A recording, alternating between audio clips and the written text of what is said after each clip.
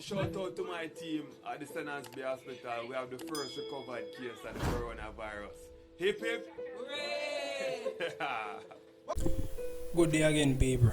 And for any topic, say some good news we have. So anyway, let me jump right in it still. Despite all the negative news associated with the novel coronavirus COVID-19 crisis, there are all reasons to be cheerful.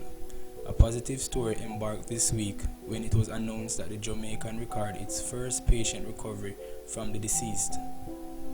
The patient was released from the St. Anne's Bay Hospital after completing two discharge tests, both returning negative results within 48 hours. The staff member of the hospital were caught on video celebrating the recovery of the patient, which the traditional cheer, hip hip hooray. The records of the light moment was released on social media and has been shared thousands of times.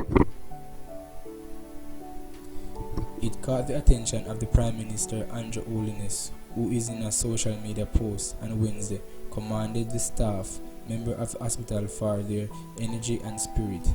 He also used the opportunity to salute all their healthcare workers for their hard work. Jamaica has so far recorded 38 cases of the COVID-19 in the island, including one healthcare worker. 2 patients now have recovered, with an equal to 2 have died. Well, people, so it look like things are step up.